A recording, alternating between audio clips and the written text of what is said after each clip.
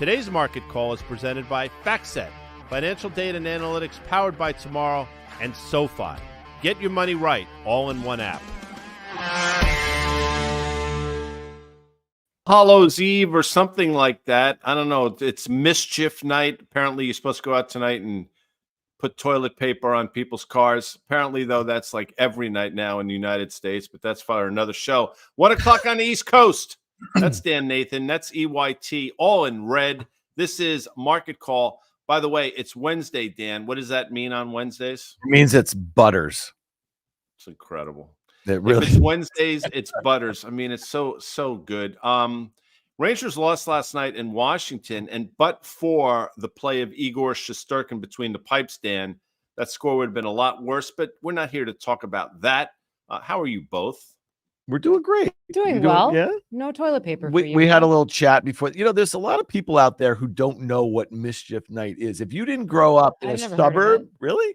So the kids go out with some eggs, rotten eggs, mind you, and the toilet paper, and they like toilet paper people's houses and trees, and they throw some eggs, and it's a little goofy. There was no such thing as mischief night. That was just like Friday night. Amanda's saying it's called gate night. Have you never heard of this trick? Instead of toilet papering, you go buy like a big pack of plastic forks and fork somebody's lawn. You just put a bunch of forks. So then in order to ever cut the grass, you got to, somebody has to go out and take them out. Let's not do that. Is that a Wisconsin thing? I mean, legit.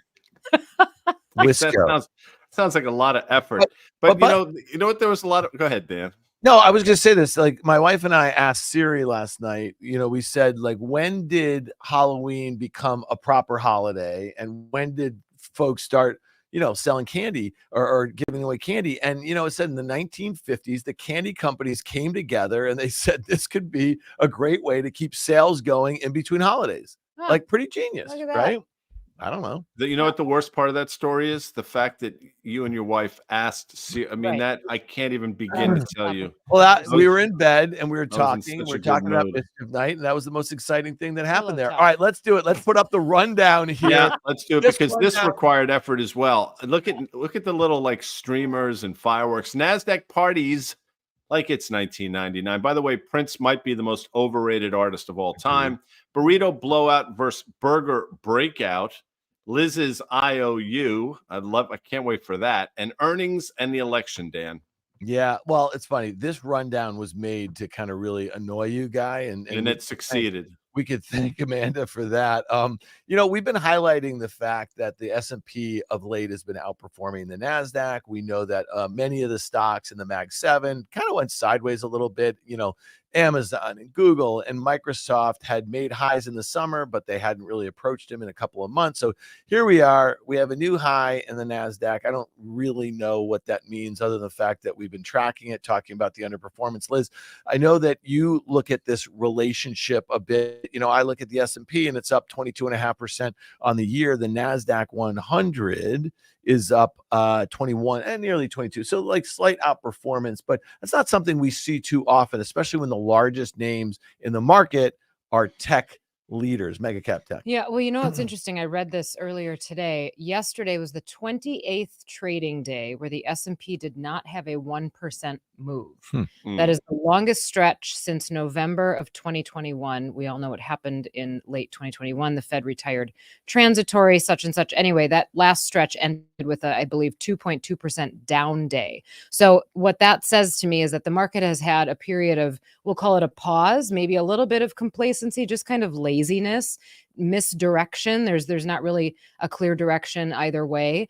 The NASDAQ not quite outperforming the S&P, or clearly not performing the way that it has in the last year or so, I think is a testament to the fact that we have had this rotation and a rotation in earnings strength as well. And the market is watching this earnings season to see if that will continue.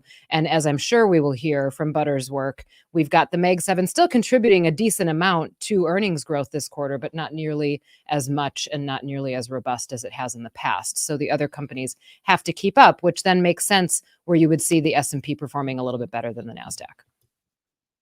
Yeah, Guy, give it to us here. Like, one of the things we're going to talk about Microsoft in a second. Microsoft sorely lagged. And I think after Google's results last night, if Microsoft were to kind of come in better and guide higher, I think that's one of the things that could tip the scales, especially once we get past this election and folks start thinking about 2025 and where the outperformance is going to come. Yeah, agreed. I mean, Google's a name we've talked about. Maybe Amanda just wants to throw up a Google chart for shits and giggles, as they say. You'll see we're going to approach the levels we saw back in July. I think the all-time high was sort of 191 and change. You obviously had that pretty precipitous sell-off on a number of different reasons. Some of it Google specific, some of it on the broader market sell-off in early August. But you see where we traded down to, and you see this subsequent bounce. Like I've said for a while, correctly, incorrectly, that although the moat around Google is not as wide or as deep as it once was, they still have a bit of a moat. And I think last night's earnings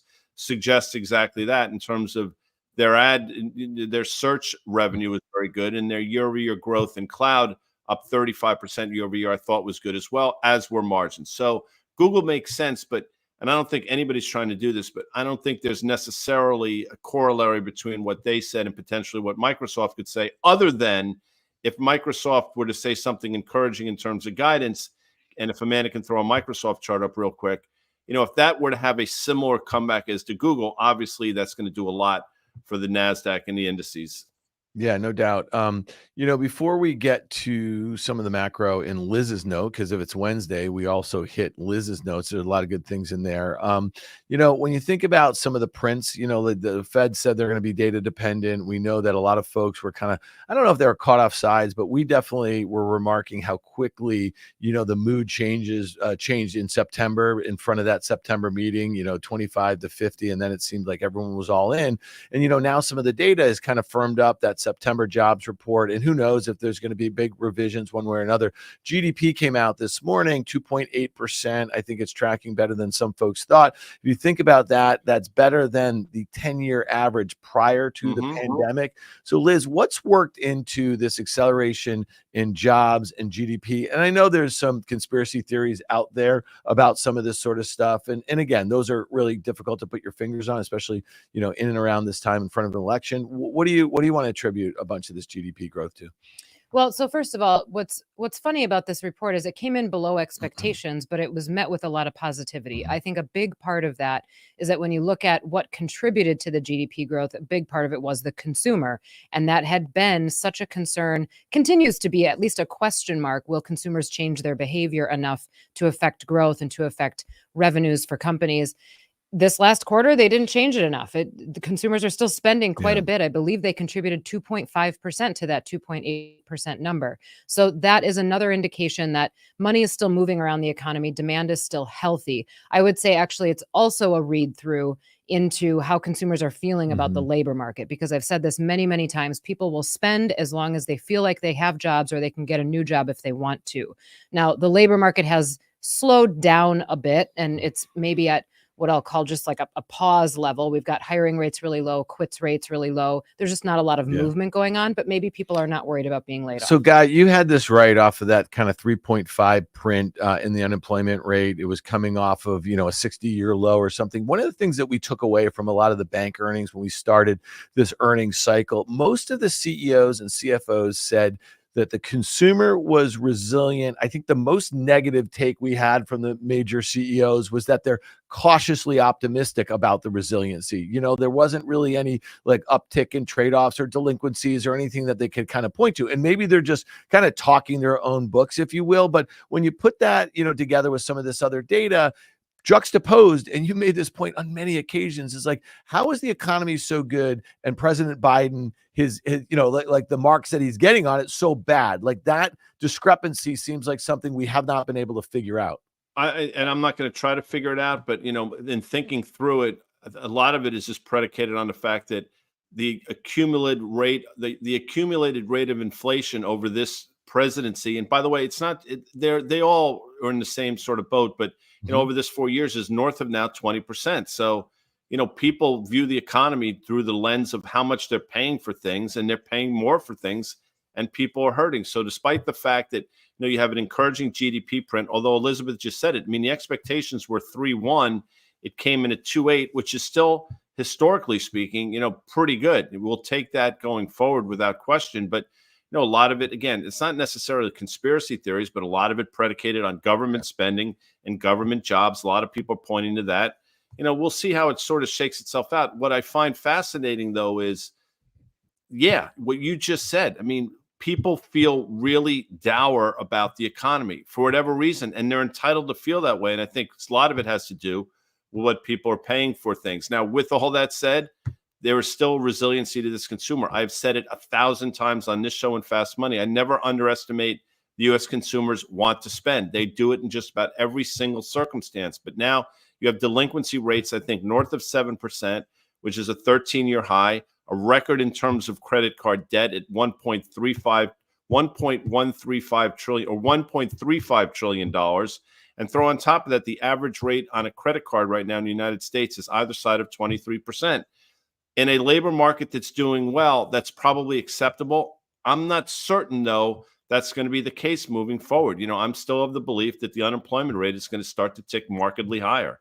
Yeah. And at a time, you just mentioned kind of consumer credit and some of those rates on credit cards. And, like a lot of folks, and one of the reasons why I think the S&P just kept on ticking higher, despite, like some of those headwinds that you just talked about as it relates to the consumer, there was this belief that we were going to be getting into this rate cutting cycle, right? And so let's look at the 10-year treasury yield. We've looked at it a lot. I mean, the volatility that we've seen in this, and we were taking a look at the MOVE index. That's the Bank of America Treasury, basically the VIX on that. And it's making new 52-week highs. And Guy makes this point all the time. I mean, the sort of movements that we've seen in the 10-year treasury yield is something, that you would not expect to see. And so when you think about just the month over month kind of movement here, that's the sort of thing that's also to cause some trepidation with the way the C-level suite on the enterprise side is thinking about stuff going forward, CapEx, jobs, all that sort of stuff, but also has the potential to really impact consumers at a time where I think they thought maybe rates were going to be coming down, Liz.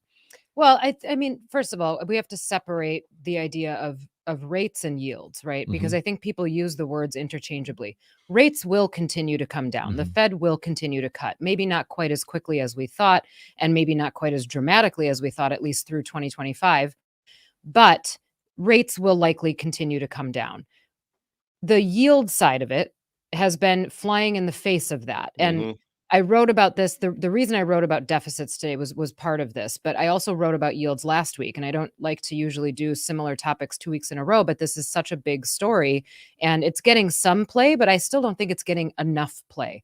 So I think what happened here is you saw the yield, you see that recent bottom in the 10-year yield, it was about 3.6 or so. And then it bounced back up, much of that initial bounce. And I think maybe up until 425, that bounce was due to stronger economic data. The Fed had started cutting rates and people decided that they're going to pull this off because they've been able to start cutting rates and the economy has not suffered that badly. And they've done it. They've been able to conquer inflation without hurting the labor market. So it's like we declared victory. Yields went up because the economy was stronger. At 425, I think that for whatever reason, that was the threshold. That's when markets said, okay, that's enough on the economy being better. Now anything above 425 is going to be held on the witness stand for explaining itself. Why do we go up any further? Now it's about, is the deficit too big? Is inflation reigniting? Is supply and demand way out of whack going into 2025? And we're starting to question it. So I think it's no mistake and no accident that the S&P has taken a bit of a pause here because stocks are trying to figure out whether or not this level of yields is actually a problem.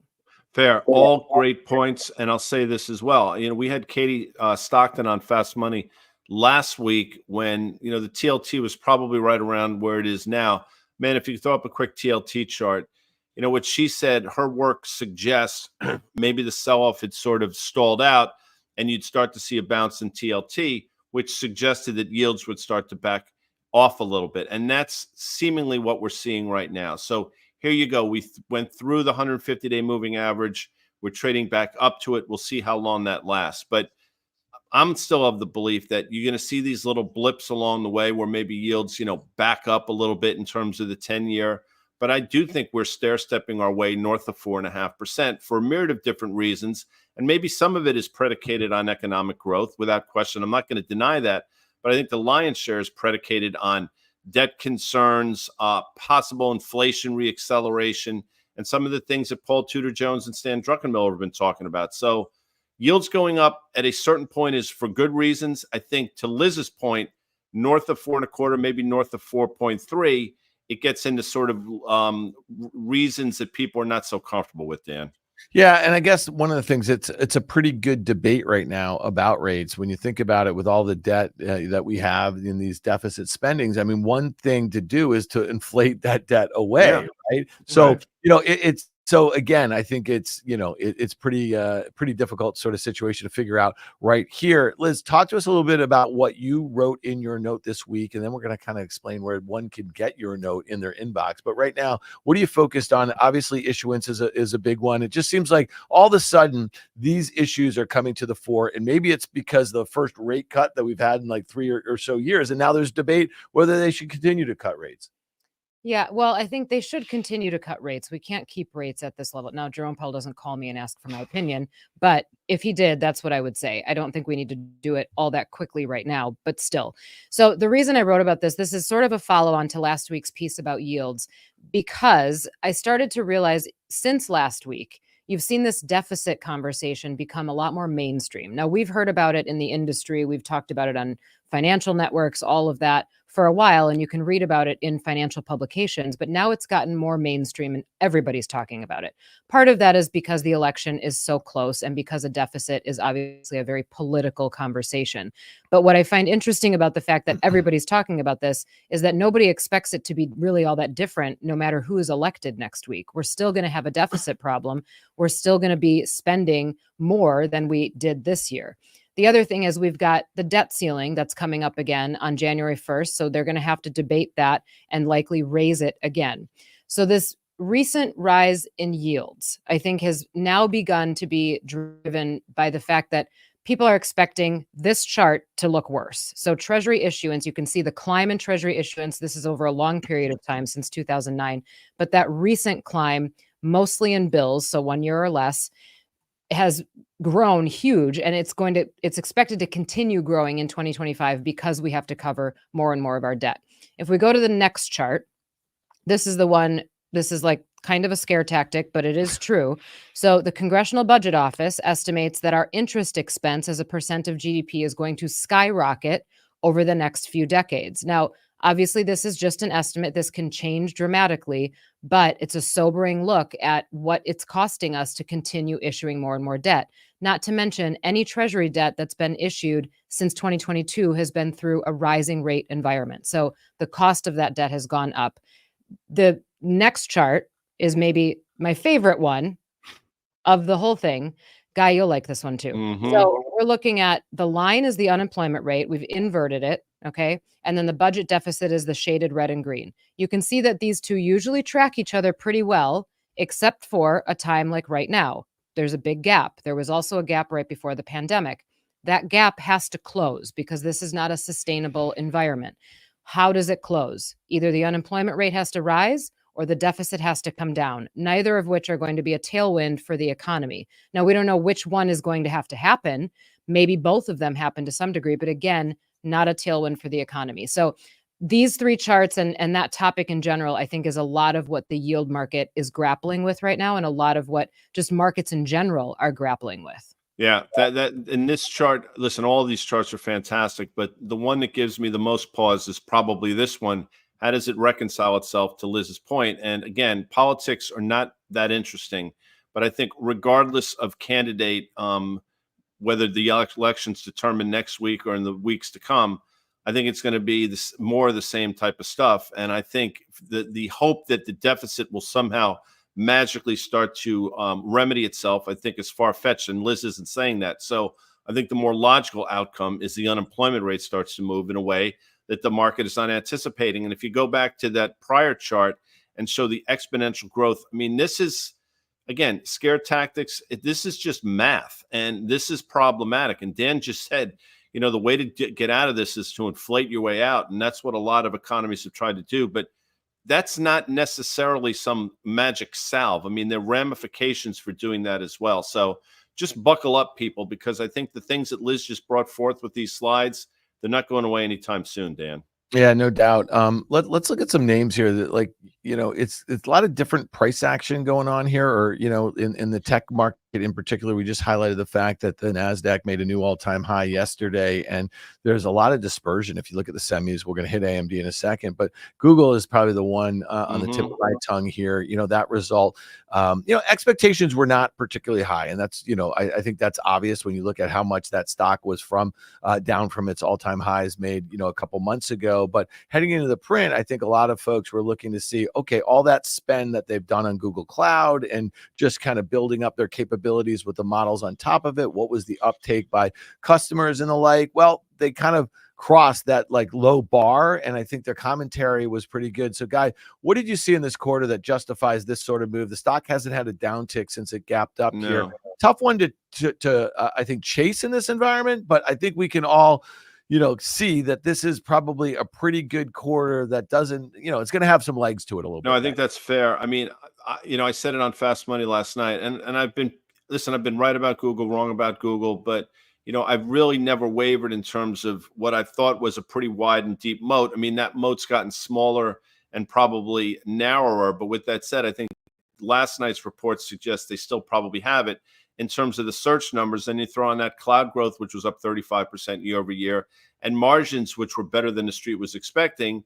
And then you say to yourself, okay, they seemingly, they're not as impacted by AI as I think the market feared. And maybe they're actually still in a pretty much the pole position, which I think they are. Then you say, okay, if you throw a market multiple on the, I think, $8.71 or so that they're going to earn next year, and you have a stock that should be trading to where we were back in July, which is like 191 and change. So that's the way I look at it through the math lens. I think a lot of analysts today, I think 4 different shops raised their price target. I think according to FactSet, Dan, you probably have in front of you, I think the average price target now for Google is 204, and I don't think that's unreasonable. But to your point, do you chase it, or do you get an opportunity to buy it back at the 150-day? I mean, maybe that's the way you look at it. But I thought last night did a lot to assuage some of the concerns that the market participants had. Yeah, last quarter we did see a bunch of gaps in some of these kind of concentrated name, or, you know, I guess crowded names, if you will, and you did get an opportunity to buy them, you know, as some of those gaps were filled.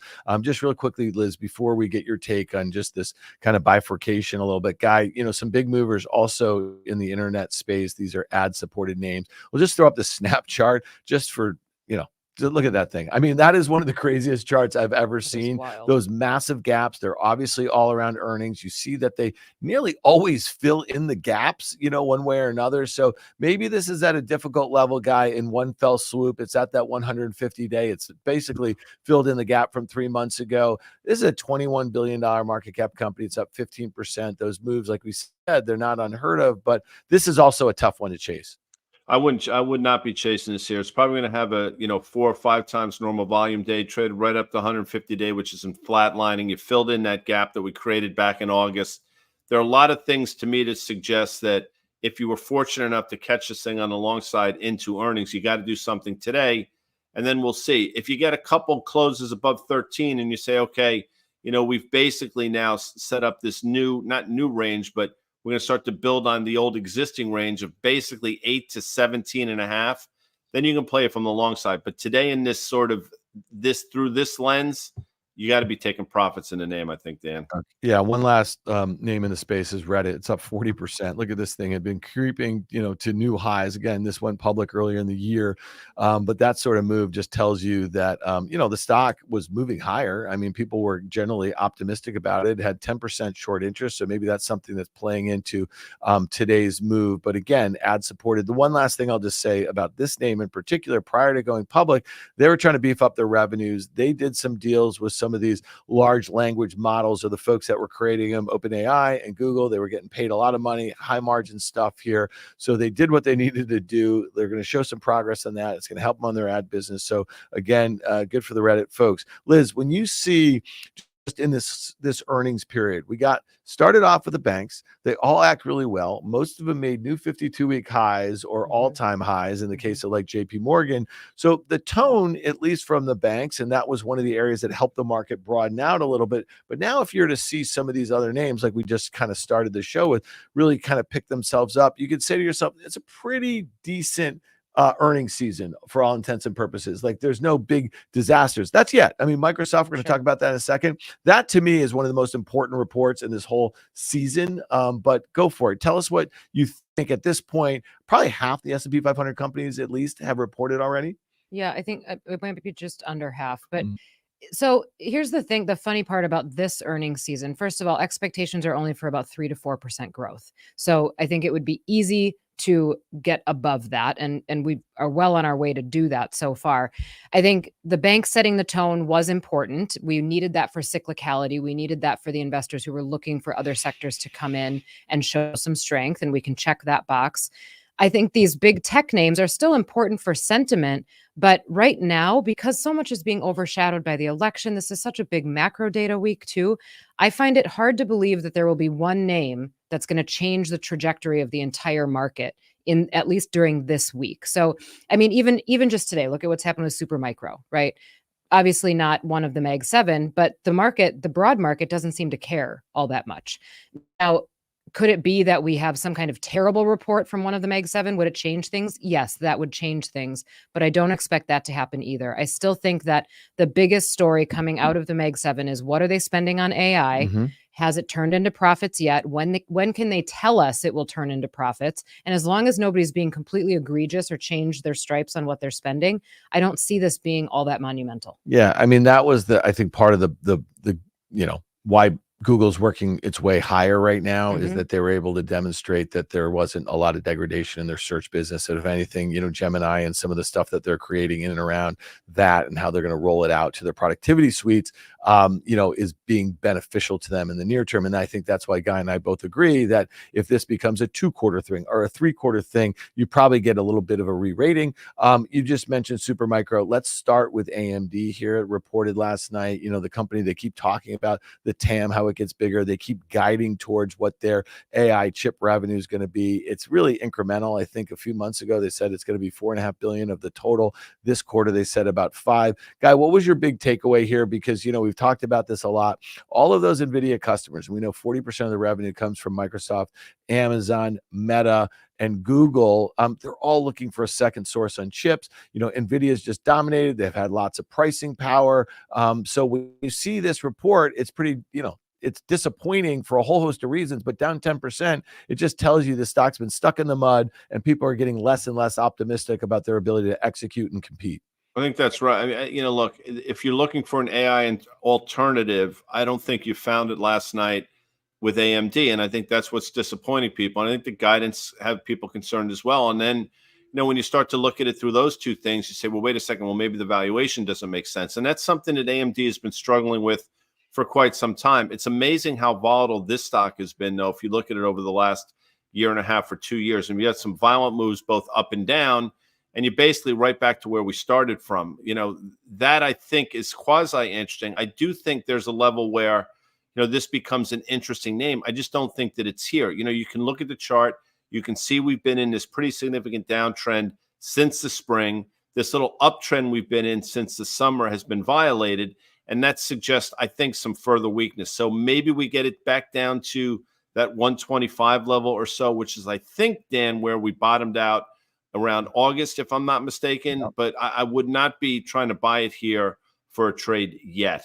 Yeah, we're starting to put together, an interesting mosaic in and around this AI trade. It was very narrow. NVIDIA, the hyperscalers, and it started to work its way into some other parts, the server makers. We're going to hit Supermicro in a second, but I just want them to pull up ASML really quickly. So this is a equipment maker, right? And so they had this disastrous guidance a couple weeks ago. Excuse me. Look at that. You see that move lower, and you see it's kind of trading off the AMD today. Let's go to the Supermicro. Hindenburg had a report out a couple months ago. It was a short report. The DOJ came in afterwards, so they're investigating this company. This is a large, customer of NVIDIA. The two CEOs, Jensen Huang and Charles Liang, they've known each other, been doing doing business together for 30 years or so. So this is a very curious situation. They're a big buyer of NVIDIA chips. Is there some sort of funny accounting going on there? Who knows? But on the backside of it, Guy, talk about Dell. I mean, this is interesting. Up 8.5%. Maybe they can first show the day chart, how this thing, it moved a little higher, gapped higher, but it keeps on going here. So these guys are direct competitors. Obviously, Dell is a name that we all know very, very well, and they've made a nice move as far as the AI server market. But look at this thing, trading very well today on the heels of this SMCI. Yeah, as we mentioned, it's the old Molly Hatchet song, one man's pleasure is another man's pain, one man's loss is another man's gain. Sorry for the somewhat misogynistic gender use, but that's the way they sang the song. But I think that's exactly what's happening here. But I don't think it necessarily gives you the all clear sign in Dell. I think Dell, the proper price is probably where we're trading now. If you go back and look, I mean, this was an $80 stock or so in the fall of last year. You saw it basically doubled into the summer, gave the entirety of the move back. And now we're basically at the midpoint of that range. And I think that's probably where we're going to stay for a while, is my sense. Yeah, so Liz, we're seeing obviously some of the other names in the ecosystem kind of go by the wayside here a little bit. Does that give you less confidence in the market going forward if we're starting to see some of this kind of, trade? You mentioned it before. We got to see the ROI on all these investments, right? So if you see a pullback in demand, if you see some margin pressure from some of the folks that had a lot of pricing power, is that something that should suggest, you know what I mean, that maybe the market is ready for a little bit of a pause here? Well, the market's ready for a pause, but the market's also ready for proof that this is actually going to happen. And what we've seen, I've done a couple charts on this over the course of 2024, is multiple expansion during a lot of these rallies has made up half of the move. So if we're giving back some of the multiple expansion and waiting for the fundamentals to actually come through, I think that's a healthy way to be investing. And I think that right now that has actually been the reaction in a lot of these names. They want the fundamentals to back it up. We've taken the multiple up to a point where we can only be optimistic until so long, where we need the proof to be there on the earnings side. And I think that's fine. I think that's an okay place to be.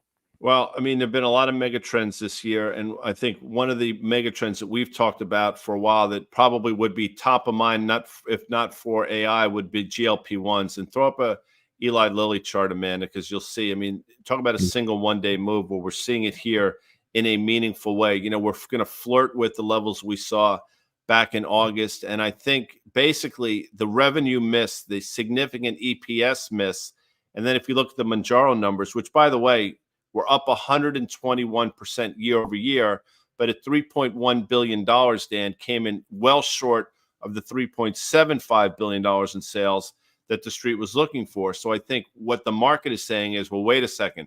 If there's a slowdown here for whatever reason, it's sell first, ask questions later, because Lilly is not a cheap stock on any metric that you look at. And I think that's what's catching up with them today. Yeah, I like the way you set this up, though, Guy. We just spent a lot of time talking about AI and the market's importance on that theme, and there's no doubt about it. Like, in the near term, could it have overshot? Could expectations got really high? Yes, but we can see the long-term prospects and how it's going to work itself into other parts of the economy. This one's interesting. It was such a narrow trade for the better part of the last year and a half. There were two players. It was Eli Lilly and it was Novo Nordisk. And so when you see this sort of move, it just tells you how concentrated, right, how crowded the trade was. Let's pull up Novo because this one is really interesting to me. While Lilly was trading very near its recent highs, all-time highs, at a very chunky multiple, as you just mentioned, Guy, Novo sold off about 25%. This is before this morning's gap. Maybe Amanda could show us a two-day chart here. So it gapped down in sympathy with Eli Lilly. But the way I'm thinking about this is maybe this one's been de-risked a little bit for two reasons. A, the sell-off. B, the multiple. It's just come in. It looks like a much cheaper stock with similar sort of growth expectations for Lilly. They report next week. If this company does not guide down, even if it's able to kind of come in line, I think the stock's okay. And let's go back to that chart for a second, because I love this setup, man. It got back to, filled in that gap from January, which is the gap higher. and then it had a huge reversal, as Amanda just showed you. So I kind of want to set up long this thing here. I want to do it with defined risk. So today, when NOVO was trading around 113, I'm looking out to December expiration here. I want to buy a call spread. I want to buy the 115, 140 call spread in December. It costs about $6, paying about $7.25 for the December 115, selling that 140 call up there at about $1.25. So it cost me $6. I break even at 121. I have gains up to 19 between 121 and 140, a max gain above that. And then I have losses of 6% between 121 and 150, and I lose all of it below 150. I have a little more, or a little less, excuse me, than 2 months for this trade to work out. What I like about this, I'm risking about 5% of the stock price. I have a break even up about 7%. And while I sold that way out of the money 140 call, the probability of it getting there is not particularly great. I think 130, if we want to pull up that chart, would be my first target. That's that 150-day moving average there, retracing about half of that move from the highs. But as always, people, when we're doing long premium directional trades, I want to use a mental 50% stop on the premium that I paid for this guy. Rate my trade, buddy. Sorry about that. I like this trade. My level was sort of 125, but the 130 level actually makes sense as well. If you go back to sort of 125, it was support a couple times. We actually talked about this on Fast Money. I thought that if it were to close through that, you'd see a move basically back down to $100. We didn't get there, but you could see where my line of thinking was. But maybe this, you said this last night in terms of Fast Money, NOVO looked more interesting to you than Eli Lilly, and that's playing out. So short of a disaster, I think this trade plays out. 130 is probably the level, and that comes in right at the 150-day moving average. Yeah. I like it. I like the setup here. I think, again, it's kind of washed out. And if you didn't have that sort of reversal today, if this stock was trading, near its lows, I probably wouldn't touch it with a 10-foot pole, but expecting some sort of follow through. Liz, we teased a burrito blowout and a burger breakout. And this is interesting to me. And let's just talk about the consumer again a little bit through the lens of just, kind of this quick serve sort of thing. And, McDonald's, before it had this E. coli thing, a lot of focus was on this value meal. I think investors liked it. It picked up some traffic there. The stock got back to all-time highs. And then obviously you had this thing that happened last week. It's interesting. And Guy might, come in and say, well, Chipotle is kind of Chipotle specific. And maybe there's been some misexecution on their front. Cava is really kind of nipping at their heels, that sort of thing. But when you see this focus on value, and then you see a company like Shake Shack, and you see some of the stuff that they're doing with comparable store sales, they're pulling down at least the time it takes to get your order. This is not a value situation. You've all been to Shake Shack. You go in there, a burger. We had this debate about McDonald's 2 weeks ago. Yeah. It costs you about, $5 or $6 to get a burger, fries, and a Coke at McDonald's. And that's really, for the, all intents and purposes, not a great product. You go to Shake Shack, you're getting a much richer sort of experience, but you got to be richer to kind of pay for that. It's, I think, over $12 or something like that. So talk to us what you're seeing, like what you're thinking about that, because we know we've had this trade down situation with consumers. This seems to be a little bit of a trade up here. Well, that's assuming that the McDonald's consumer has decided to go to Shake Shack instead. I think generally what's happened with consumers, especially in some of the stuff that are lower price points, I don't mean that Shake Shack is a lower price point, but I mean compared to something like buying a television set, buying a burger is a much lower price point. As a consumer, we have been hammered over the head with inflation for a few years. And now we're at the point where it's come down, but we still have not seen prices come down. So now we want quality. We want more bang for our buck. And if I'm going to go spend $15 to get a burger and fries and a drink, or whatever the end price of that is, I want it to taste good. I want it to be a higher quality. I want the experience to be better. Maybe I want even the environment that I'm going to sit down and eat my burger in to be better. And I think some of those names are providing a better casual experience, right? So if you're going to have to pay, like we talked about last week, $5.50 or so for a cheeseburger and a small fry, no drink, I would want it to taste pretty darn good. Yeah. So I think that's part of this. And I think that extends into a lot of different segments. Now, I don't have much to say about Chipotle. I'm a burger gal. Probably 4 out of 5 times I'm going to choose a burger over a burrito. But I think that is generally the theme that would probably go for even apparel, that would go for a lot of things that consumers are still spending money on. They're just getting pickier about the quality. All right, so here's the thing about Shake Shack. So margins expansion by, I think, 220 basis points or so in the quarter, and the same levels, actually better than the levels we saw pre-COVID, number one. Number two, it seems as though they're running their business better, and comps have been better as well. Product innovation, the investments they've made are clearly paying off. All great things, and the stock is acting in kind. But if Amanda can throw up quickly a long-term chart of Shake Shack and go back to sort of February of 2021, you'll see that the levels that we're trading at today are the same levels that we got to, there you go, back in February, I believe, of 2021. So you look at this stock, I get it. It's a growth story, understood. It's very expensive, Dan, and I think it's going to exhaust itself today. The flip side, real quick, CMG, comps were fine. I think a lot of companies, a lot of restaurants would love those comps, but they're nowhere near where they were at its peak. So I said this last night, you're sort of in the digestion phase of CMG, and it made sense given the recent run the stock had to pull back a little bit, and I think that's what you're seeing now. Yeah, and if Fast Money viewers for years, you'll know that Guy has a difficult time digesting the CMG burrito. So we don't. No, I digest it just fine. Yeah. Okay. It's the aftermath that's challenging. We're gonna lose Liz in 5 minutes. She's got to go down to the NYSE to do the closing bell. Get Butters in there. Oh, yeah, we got to do that here. Okay, so this is really interesting, and then we're going to hit some earnings for a second. So if it's Wednesday, as Guys said, we get John Butters. He is the senior earnings insight analyst over there at FactSet. We get a preview of his weekly note, and we also put a bunch of this in our market matrix each week here. So pretty interesting stuff. If you want this in your inbox, go to factset.com/insight/subscribe. Okay, it's earnings season, but it's also election season. So Butters has been tracking some key words here over the last couple of weeks. As Liz said, we're probably close to 50% of the S&P 500 who have reported earnings. Okay, the term election was cited on 71 Q3 earnings calls for S&P 500 companies through October 28th.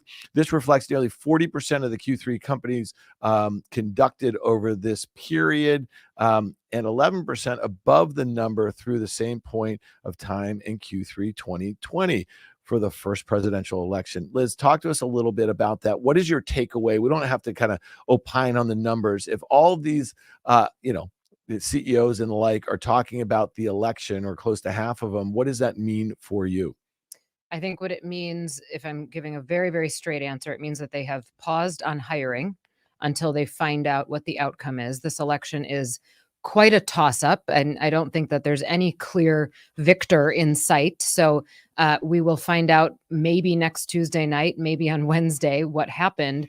But I think that there's a lot of CEOs out there that are waiting. Just they want to approach this wait and see, because you just never know, and you don't know what the policies are going to be in 2025. Frankly, I think a lot of consumers have approached it that way, and I think a lot of home buyers have approached it that way, because we're just waiting to find out what's going to happen. The thing about this election season is that we have not seen market reactions like you normally see. We maybe this week are starting to see some jitters because we're approaching it, but we're 4 days out from it. We were supposed to see these jitters all the way through September and October, and we've seen nothing.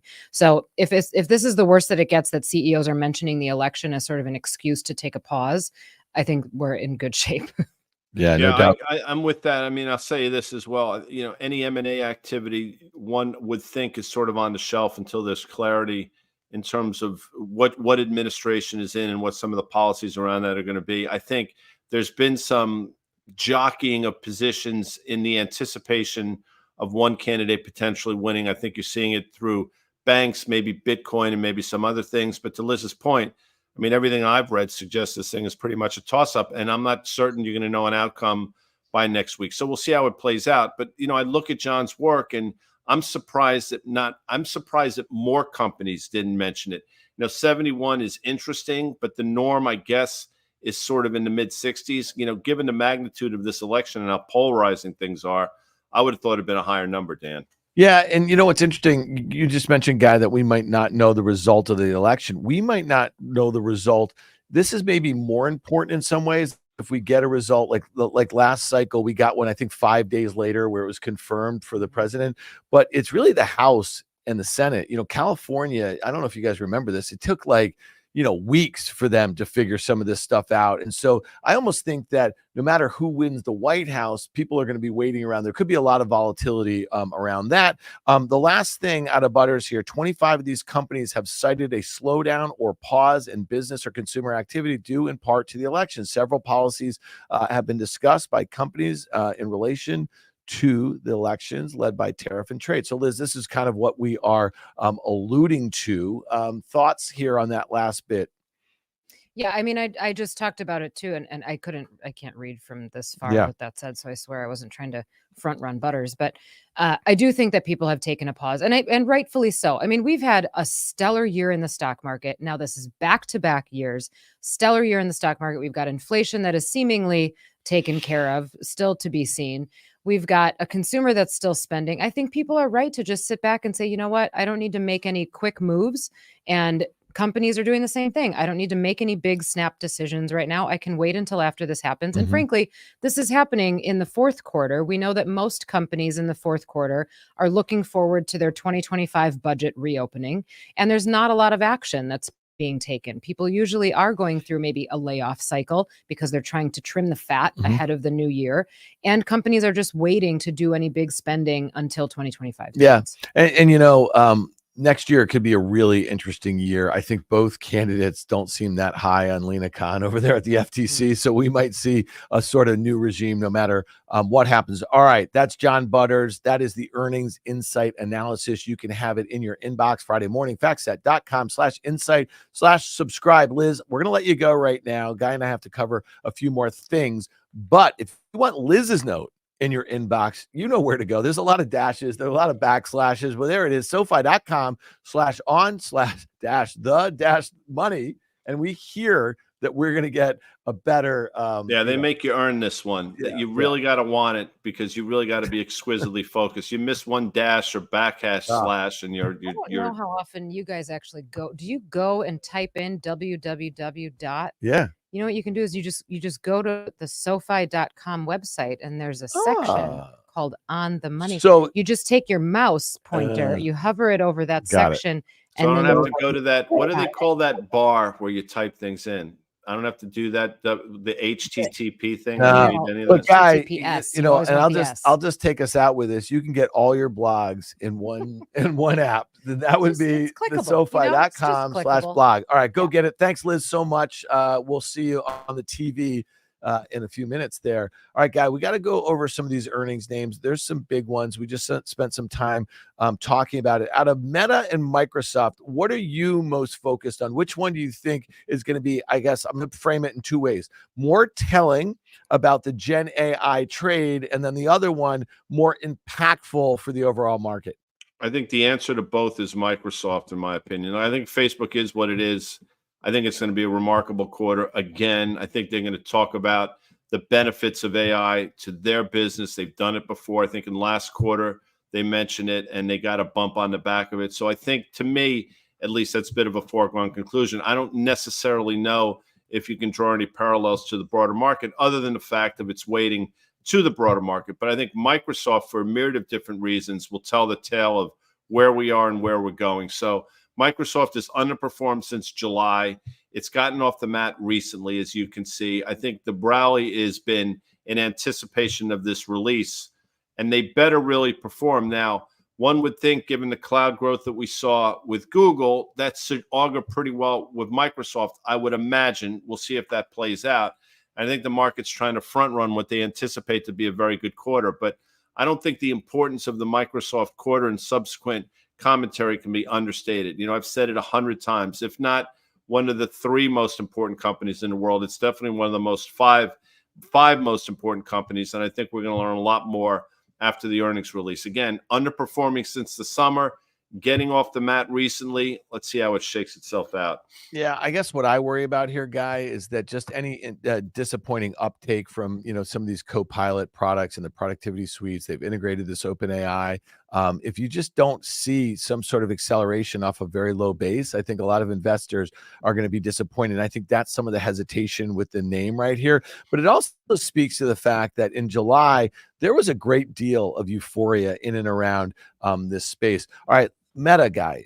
This one, you can just tell by the way the stock trades that expectations are very high. You had that kind of wide range, was a consolidation since that gap, very early in this year on the Q4 results. You break out in front of earnings here. It just tells you that this stock, this company is playing on a sort of different plane, if you will, as it relates to this. And, one of the things that might be interesting about this story, guys, this is not one of these like public cloud names. It's not a hyperscaler, right? They haven't built all this infrastructure out to have customers come in. What they've done is built out an infrastructure in and around their ad business, which they are monetizing right now. And I think that's a big part of this. So thoughts here, because expectations appear high. Yeah, they're definitely high and probably deservedly so. I mean, we've seen some obviously disappointments of Facebook over the last couple of years, but they've been few and far between, and seemingly everyone gets bought up. As we're sitting here right now, I think we either made or came close to a new all-time high today, but I don't even know if that's relevant at this point. I think valuation, you can make a compelling case. They seemingly got their act together after the name change and the subsequent amount of spend that they were doing that scared the shit out of the entire marketplace. I mean, since late 2022, they seemingly are firing on all cylinders, and I don't know why that wouldn't continue. Yeah, I think he's saying why that wouldn't continue. The downdraft, I don't think this stock has gotten ahead of itself at all. I think it's actually trading into the proper valuation. Yeah, one thing that's interesting to me on a valuation front, so it's trading about 24 times next year. Revenue growth is expected to be like 14%. That's consensus for next year per FactSet. And then when you look at it on EPS growth, the same, so, it's like, if there's any margin degradation because you see spending, continue to ramp, I think this stock is kind of fully valued here. A lot of those benefits that they got, in the last year or so, they might be kind of running their course a little bit, and then it just becomes an embedded part of their business. But one of the things that's very different, this is 81.5% gross margin company or so. So that gives them some leeway. Last one, guy. Starbucks, new CEO. Expectations are high. The stock ran on the announcement of that. Is this one you're just going to wait on? You want to hear what they have to say? Maybe they kitchen sink the quarter and the guidance here. We heard a little bit out of Starbucks recently. I'm surprised it didn't sell off more than it did. Listen, I see what the market's excited about the new CEO. I get it, and maybe deservedly so. But what I said and what I'll continue to say is the problems at Starbucks are more than just a 1 or a 2 quarter fix. I think they're somewhat deep rooted and embedded. And, but for that CEO change, I think the trajectory of the stock would still be headed lower. I think valuation wise, it's still expensive. I think it's got issues that I don't think are addressed in the short term. So we'll see how it plays out. I mean, I wouldn't, well, this is just me, and it could be trading 105 tomorrow and I'll look dumb, but I wouldn't be buying Starbucks into this quarter in anticipation of what should not.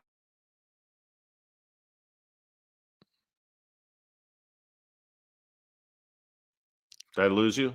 Yeah, you did. But I get it. I Sorry mean, about that. I just have to make one correction on what I just said. Yeah, they pulled their forward guidance, Yeah. right? So yeah. So And the again, stock traded off a little bit and it came right back. yeah. So So, let's be clear. I can't imagine there's anything in the quarter or some of the commentary this early in the new CEO's tenure that is going to get the stock going higher in a meaningful direction. All right, guy, we covered a lot of ground. We have to thank Liz Young Thomas from SoFi. We have to thank John Butters for his fine work. Obviously, you and I, we just always bring it. We're here every day. Guy's going to head off to CNBC's Fast Money. What are you looking forward to tonight after Fast Money, Guy? getting home, a little No, dinner. come on, dude. mean- Like, come on. Are the Yankees, are they going to pull this one out? Yeah, somebody, quick question. And sorry we didn't have a chance to get the questions. We had a lot today. Somebody said, did you leave the Yankee game for the Ranger game? No. I mean, I was focused on what the Rangers were doing, but I was with the Yankee game. I'm not one of these picture-in-picture people. By the way, Dan, quickly, Monday, market call. We're back on Mondays. Let's talk about that real quick because, as we mentioned, we're integrating a new sponsor. Yeah, we're really excited about Robinhood. Carter's going to be in the seat with me on Monday. Guy's going to be back in the seat with me on Tuesday. And Tuesday, we are going to integrate, Robinhood's fine new product. It's called Legend. Go check it out. I mean, this was really for us, Guy. It was kind of opened us up to what I guess, the direction in where Robinhood is going. They've made a lot of progress on their entire trading platform, but this desktop, I've been using, it's really great. So we're going to be highlighting that on Tuesdays on Market Call. Monday is going to be a day where we do take a lot of questions, Guy. We'll kind of set it up for the week. We'll look at the markets through the lens of futures with our great friends CME Group. So check us out Monday. We're going to be back, baby, and we're excited for 4 days a week at 1 o'clock, and we're going to do a lot of trading ideas, and we're going to show you how easy that is to do on Tuesdays through the Robinhood product there, Guy. No doubt. And a lot of questions. I apologize I wasn't able to get to them. We will save them and get to them tomorrow. A bunch of questions about gold miners. By the way, real quick, I think Agnico Eagle and Newmont are two entirely different companies, and I think you're going to find that out when earnings are released. Newmont obviously was one story. I think Agnico Eagle will be another, Dan, but we will talk about it at a later date. Thanks, EYT. Obviously, thank John Butters. Thank the audience as always, and we'll be back tomorrow. All right. Thanks, everyone.